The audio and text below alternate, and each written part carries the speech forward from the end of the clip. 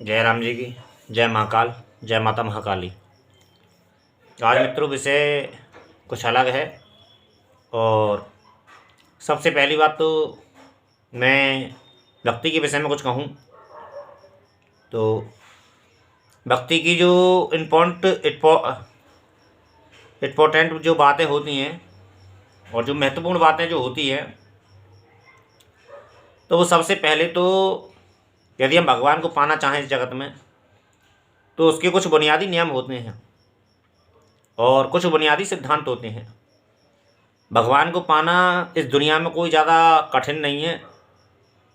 जितना व्यक्ति अपनी समझ से परेशान है उतना ही भगवान उनसे दूर है। और मैं आपको सबसे महत्वपूर्ण बातें बता दूं कि भगवान को पाना उतना ही सहज है जितना व्यक्ति उससे दूर है या फिर उतना अपने आप को ना समझे व्यक्ति। क्योंकि भगवान को कहने वाले ये कहते हो कि बरसों तपस्या करो तो भी उसके दर्शन नहीं होते, और करने वालों ने 3-4 दिन में भी दर्शन किए हैं उसके। तो ये अपनी अपनी एक गति होती है व्यक्ति की, अपना अपना एक भाव होता है। रसखान के विषय में ऐसा आता है कि रसखान जब हिंदुस्तान आया था, अरब का बताते हैं, भागवत में भी जिक्र आता है रसखान का। और ऐसा बताते हैं कि जब वो हिंदुस्तान आया तो उसने जब कन्हैया की चित्र वगैरह जो भी देखा था तो उस पर वो मोहित हो गया। और मोहित होने के कारण तो वृंदावन आने के बाद में, वृंदावन में तो जानते हैं आप कृष्ण की धूम है और श्री जी राधा रानी की और कृष्ण जी की धूम है।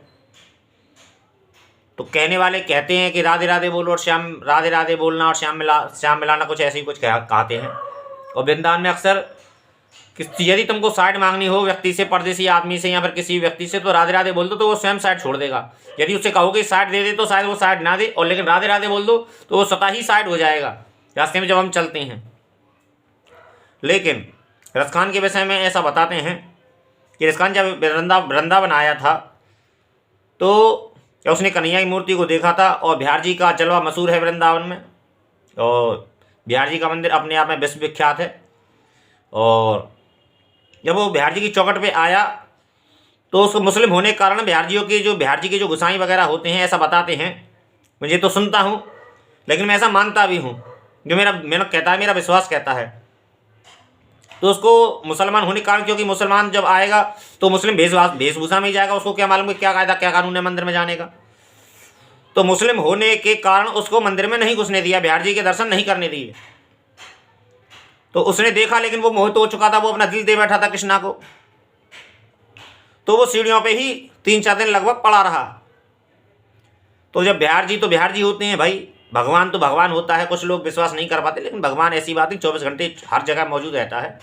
जब उसने देखा कि ये तो टलने ही वाला नहीं है, तो उसने उसको जिस भी स्वरूप में आए हों, बिहार जी ने जिस भी स्वरूप में उसको दर्शन दिए हों रसखान को, तो आए चौकट पे कि भाई काय को पड़े भाई हो, काय को पड़े हुए चौकट पे कि ऐसे ऐसे। तो उन्होंने अपना लीला दिखाई, क्योंकि लीलाधारी तो हैं, तो अपनी लीला, तो उस दिन से वो अपना भक्ति में मोहित हो गया कि हाँ, वास्तविकता में जिस चीज़ को मैंने अपना दाव लगाया है, जिस चीज़ पे मैंने अपना भरोसा किया है, वो चीज़ सच्ची है। तो वो भक्ति में खो गया, वो मतलब हिंदुस्तान का ही होके रह गया रसखान। तो उसने भक्ति की अपने जीवन में, क्योंकि दर्शन तो उसको 3-4 दिन में ही हो गए, तो भगवान को पाना शेष रहा कहाँ। लेकिन जो भक्ति के कायदा कानून जो होते हैं वो तो नियम निभाने पड़ते हैं। तो कुछ ऐसे भक्तों के विषय में, धन्या जाट के विषय में भी ऐसे ही जिक्र आता है, और धन्या जाट के विषय में भी कुछ ऐसे कई अनेक भक्त हुए हैं और अनेक भक्तों ने पाया है। लेकिन जब हम ईमानदारी की सीढ़ियों से चलते हैं, जब हम ज्ञान के आधार पर हम उसको पाना चाहते हैं, तो उसके जो बुनियादी सिद्धांत होते हैं, वहाँ पंडित की गति नहीं है, वहाँ ज्ञानी की गति नहीं है। क्योंकि पंडित तो नारद मुनि से बड़ा त्रिलोक में पंडित शायद कोई हो नहीं सकता है, और 24 घंटे हरि नारायण नारायण करते रहते हैं और एक से एक हुनर जानते हैं, और ब्रह्मा के पुत्र हैं, और ब्रह्मा तो स्वयं ब्राह्मण है, ऐसा कहते हैं। क्योंकि जब ब्रह्मा जी का शिव जी ने शीश काटा था तो शिव जी को भी ब्रह्मत्या का पाप लगा था और उन्होंने उसकी निवृत्ति भी की। तो ब्राह्मण का पुत्र तो पंडित होता ही है। तो पंडित तो उनके द्वार में जो हरि का द्वार है, या फिर जो शिव जी का द्वार है, उनके यहाँ तो एक से बड़े पंडित हैं। तो नारद मुनि से बड़ा पंडित हो कौन सकता है। और फिर सनकादिक जो सप्तऋषि हैं बालावस्था में, और ज्ञानी सुखदेव जैसा जिसने 12 वर्ष की उम्र में ये अपने पापा जी से ये कहलवा लिया, क्योंकि 12 वर्ष से तो वो अपने गर्भ में से ही नहीं निकले, क्योंकि शिव जी को मृत्यु का भय था उनको कि शिव जी मुझको मार डालेंगे। क्योंकि शिव जी ने जो कथा कही थी, अमर कथा, वो उसने ही सुनी थी, क्योंकि पार्वती जी तो सो गई थी। तो सुख जो तोता था उसने सुनी थी, और वो भागते भागते प्राण बचाने के लिए वो वेद व्यास की पत्नी के गर्भ में चला गया, और वही वो 12 वर्ष छुपके भी रहा, क्योंकि उसको उनका हत्या शिवजी तो शिवजी हैं। शिवजी भी ये बहुत सी चीज़ें ऐसी होती हैं जो, तो उन्होंने 12 वर्ष उसने तब गर्भ में रहा वेद व्यास की पत्नी के, तो 12 वर्ष तक तो निकला ही नहीं मृत्यु के वैसे। लेकिन जब वेद व्यास ने कहा कि भाई ये वर्षों से इस गर्भ में पड़ा हुआ है, वेद व्यास जी को ही मालूम था कि क्या क्या क्या क्या माजरा है। तो उन्होंने भी जब वो गर्भ में आने का कि भाई बाहर आओ, तो सबसे पहले ये वचन ले लिया कि मुझे माया नहीं लगेगी।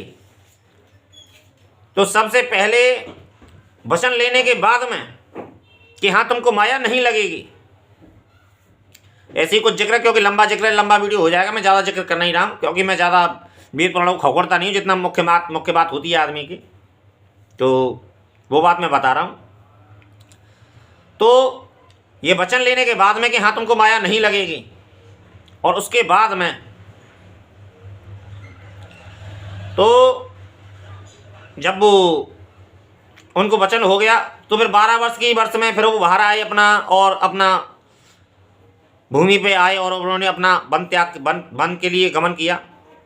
तो वहाँ परीक्षित परेशान थे कुछ समय बाद में, क्योंकि महाभारत का युद्ध समाप्त हो गया, क्योंकि वंशावली आगे चल रही थी पांडवों की, क्योंकि पांडव तो जा चुके थे इस भूमि से। तो जब उसको श्राप लगा था परीक्षित को, जो वो कौन से ऋषि थे, जब कलयुग आया था इस भूमि पे और कलयुग से सामना हुआ था परीक्षित का, तो सुखदेव जी ने भागवत कही थी। और भागवत का यह नियम है, भगवान का यह कहना है, जैसा कि भागवत में जिक्र आता है कि कोई कामी हो, लोभी हो, भोगी हो, योगी हो, त्यागी हो, तपस्वी हो, कोई भी हो, जैसा है वो मेरे पास आ जाए और मुझे शरणागति कर दे। शरणागति का जो अर्थ होता है कि मैं जैसा हूँ तेरा हूँ और तुम मेरे हो, तो ये भक्ति का पहला सिद्धांत है। यदि हम पंडिताई के हिसाब से वहाँ जाना चाहेंगे तो शायद नहीं पहुँच पाएंगे, और यदि ज्ञान के आधार पर जाना चाहेंगे तो भी नहीं पहुँच पाएंगे। तो कहने का अर्थ केवल इतना ही है कि पंडित और ज्ञानी की वहाँ गति नहीं है, वहाँ केवल भाव की गति है, वहाँ भक्त की गति है केवल। और भक्ति का सिद्धांत जो होता है, सबरी की कथा आपने सुनी होगी कि सबरी लोग उसको स्वीकार नहीं करते थे, लेकिन झूठे बेर भी खिलाए राम को। तो यह अपना एक सिद्धांत है। मेरा कहने का प्रयास केवल इतना ही है कि वहाँ मैं अपना अक्सर मंदिर में जाता हूँ, क्योंकि मुझसे टोका टाकी होती है। मैं अक्सर झूठे मुँह से भी अपना पाठ वगैरह जो भी करता हूँ मैं अपना कर लेता हूँ और चल जाता है मेरा, और मेरी ठाकुर मेरी सेवा स्वीकार कर लेता है। तो मुझे कोई ऐसी बात नहीं। जो नॉर्मली सिद्धांत होते हैं, हाथ धोना और थोड़ा सा जो नॉर्मली जो सिद्धांत होते हैं, मैं उन्हीं को अपनाता हूँ, क्योंकि मैं अपने आप को ना तो ज्ञानी समझता हूँ और ना पंडित समझता हूँ, और ना ही मैं उस क्षेत्र में जाना चाहता हूँ, क्योंकि मेरा सीधा सिद्धांत है, मैं अपने ठाकुर को पूछता हूँ। तो भक्ति के सिद्धांत से और भाव के सिद्धांत से ही पूछता हूँ, क्योंकि मैं जानता हूँ इस चीज़ को, क्योंकि पंडिताई मेरे बस की भी नहीं है। क्योंकि अब जाड़े के समय में पानी से हम कितना उसको स्पर्श करें, पानी से दूर रहने का मन करता है। कहाँ से स्नान करें, कहाँ से 24 घंटे अपने हाथ पैर धोएं, कहाँ से हम इस नियम को पालन कर लेंगे, क्योंकि सर्दी में तो वैसे ही पानी को छूने का मन नहीं करता है। तो कहने का भाव केवल इतना ही है कि वहाँ भाव से जाओ, श्रद्धा से जाओ, और अहंकार वगैरह ये चीज़ें ठीक नहीं लगती हैं कि मैं इतनी तपस्या कर सकता हूँ। तपस्या की कोई वहाँ गति नहीं है। तपस्या तुम क्या तपस्या करोगे, और यदि उसने तूफान चला दिया तो तुम कहाँ ठहर पाओगे। ये मैंने अपने जीवन में देखा है, महसूस किया है, प्रैक्टिकल है मेरे पास में। जब पिछले सर्दी में मैं अपना सहस्त्र नाम का पाठ कर रहा था, तो करीब पौने एक घंटा लगता था मुझे बैठने में। मंदिर में बैठता था मैं, खुले में बैठता था बाहर चबूतरे पे। रात में जाता था अक्सर 11 बजे 11:30 बजे, जब मुझे फ्री हो जाता था अपने भौतिक कर्मों से। जब जाता था तो वहाँ बैठने में सर्दी लगती थी, क्योंकि 10-5 मिनट बैठना में एक अलग बात होती है, लेकिन आधा पौना घंटा 1 घंटे बैठना एक कठिन बात हो जाती थी, क्योंकि सर्दी में सर्दी लगती है शरीर को, क्योंकि हम मानव हैं। लेकिन फिर मन में यही भाव आया, क्योंकि तपस्या करने का जो अहंकार होता है वो उन्होंने कहा कि इस अहंकार को अपने अंदर रखो, ये अहंकार ठीक नहीं है। अपना घर पे जाके अपना शांति से अपना बिस्तरों में अपना जो भी अपना नियम है वो उसकी पूर्ति करो। नियम करना है तुमको नियम करो, लेकिन अपने घर पे जाके अपने आराम से, क्योंकि मैं तो हर जगह मौजूद हूँ। तो कहने का अर्थ यही है कि उसके सामने तपस्या की, ज्ञान की, पंडिताई की वहाँ गति नहीं है, और वहाँ भाव की ही गति है और भक्त की ही गति है। तो ठाकुर को पाना है तो बड़ा सरल है, कोई ज़्यादा वेद कानून नहीं है। कहने वाले ज्ञानी तो यह भी कह सकते हैं कि तुम जहाँ लेटरिन बाथरूम जहाँ करता है इंसान, वहाँ तक अपना उसका नाम ले सकते हैं। तो इससे सरल क्या हो सकता है। और मैं स्वयं इस चीज़ को महसूस करता हूँ और स्वयं ऐसा करता हूँ। मुझे कोई दोष नहीं लगता, कोई पाप नहीं लगता, क्योंकि मुझे जो मेरे गुरु हैं, जो ज्ञानी हैं, जो उनकी मैं सत्संग करता हूँ, उन्होंने मुझे यही समझाया है। और कुछ लोग यह भी कहते हैं कि ब्रह्म सत्यम और जगत मिथ्यम। ना तो ब्रह्म तो सत्य के है ही, लेकिन जगत मिथ्या नहीं है, क्योंकि हम 24 घंटे इसमें जीते हैं। यदि किसी के कान पे रसीद कर दिया जाए ना तो आदमी चौकड़ी भूल जाता है। तो कहने का अर्थ यही है कि जय राम जी की जय महाकाल, जय माता महाकाली।